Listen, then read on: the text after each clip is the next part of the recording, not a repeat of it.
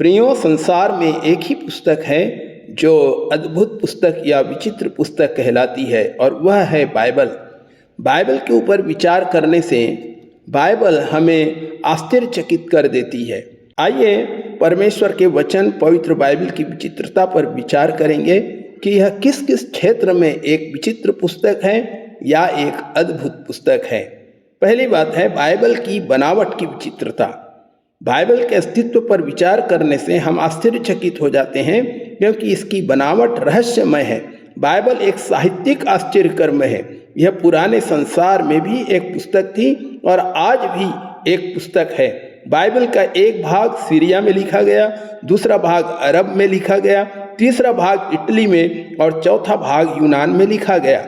Bible सैकड़ों वर्ष आगे पीछे लेखकों के द्वारा लिखा गया। संपूर्ण बाइबल का लेखन काल 16 शताब्दियों में फैला हुआ है।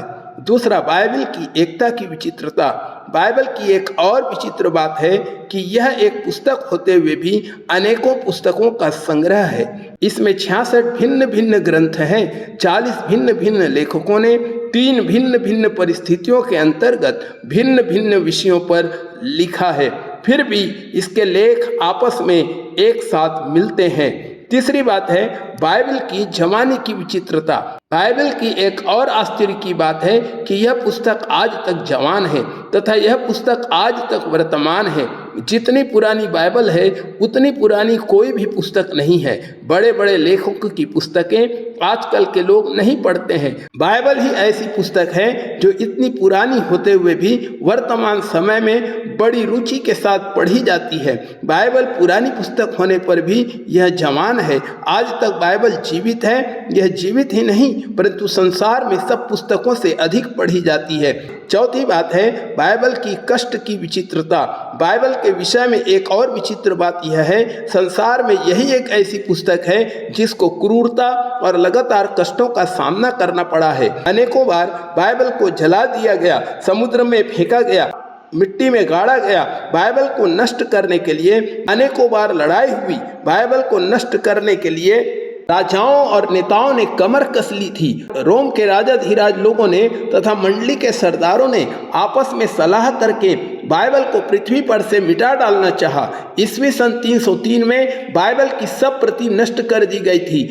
करोड़ों मसीही मार डाले गए थे तथा उस जमाने के लोगों ने एक खंभा बनवाकर यह लिखवाया कि ईसाइयों की बाइबल और ईसाइयों का नाम मिटा दिया गया। परंतु थोड़े दिनों के बाद बाइबल पुनः जीवित हो गई। विचित्रता यह है कि इतना कष्ट झेलते हुए भी बाइबल हमारे बीच में एवं हमारे हाथों में है।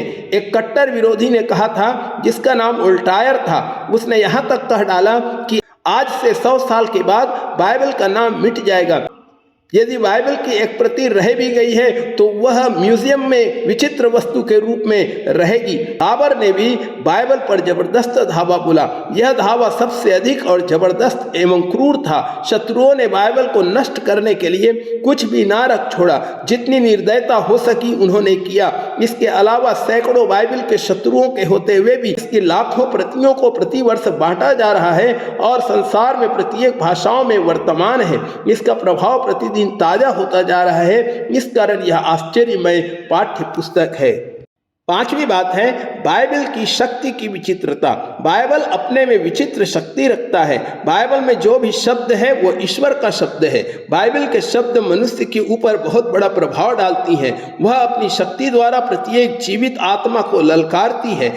बाइबल को ईश्वरीय शक्ति प्राप्त है। जिसने कहा मेरा वचन सत्य है। बाइबल में पवित्र आत्मा की शक्ति है क्योंकि बाइबल परमेश्वर के आत्मा की प्रेरणा से रची गई। इसलिए बाइबल अपने में आत्मा की प्रेरणा और शक्ति रखती है।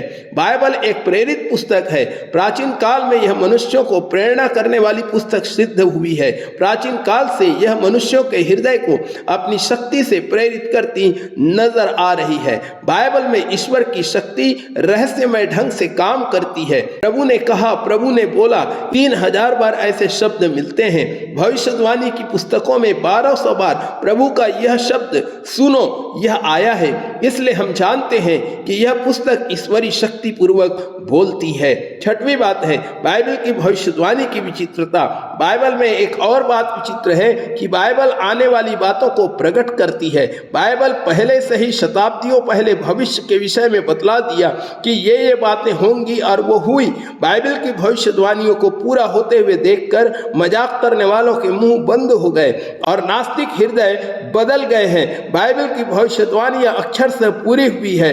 बाइबल को स्वर्गीय शक्ति द्वारा लिखी गई है। सातवीं बात है बाइबल में प्रभु यीशु मसीह की पूर्णता की विचित्रता। प्रभु यीशु मसीह ही केवल वह एक व्यक्ति है जिसके पूर्वज, जन्म समय, जन्म स्थान, जन्म प्रकार, बचपन, युवावस्था, शिक्षा, चाल चलन, व्यवहार, प्रचार, मृत्यु, पुनरुत्थान, स्वर्गारोहण आदि के विषय में यीशु के जन्म के होने से पहले, शताब्दियों से पहले आश्चर्य रूप से लिखा गया था।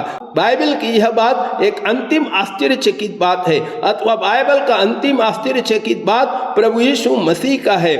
संपूर्ण बाइबल का केंद्र यीशु मसीह है। संपूर्ण पुस्तक प्रभु यीशु मसीह के बारे में है। प्रभु यीशु मसीह परमेश्वर का पुत्र है, परमेश्वर का मेमना है, मनुष्यों का प्रभु है, जो दया, सत्य, प्रकाश और जीवन है। पुराने नियम और नए नियम दोनों प्रभु यीशु मसीह के बारे में बताते हैं, जो ऐतिहासिक सत्य है, जो इतिहास का बल और भविष्य है। जब तक संसार में मनुष्य रहेंगे तब तक यह पुस्तक, जो उस स्वर्गीय व्यक्ति यीशु का जीवन चरित्र है, जो संसार में की इच्छाओं की केंद्र है, जो इतिहास का मूल एवं भविष्यवाणी की कुंजी है, वह प्रकट होकर सबका तारण किया, फिर स्वर्ग चला गया। जब तक प्रभु यीशु मसीह दोबारा वापस ना आए तब तक यह पुस्तक मनुष्यों का हृदय चुंबक की नाई अपनी ओर आकर्षित करती रहेगी। बाइबल के गुण अमूल्य है, इसके विस्तार का कोई पार नहीं पा सकता। यह व्यक्तिगत आनंद देती है तथा सारा विश्व इससे आनंद प्राप्त करता है।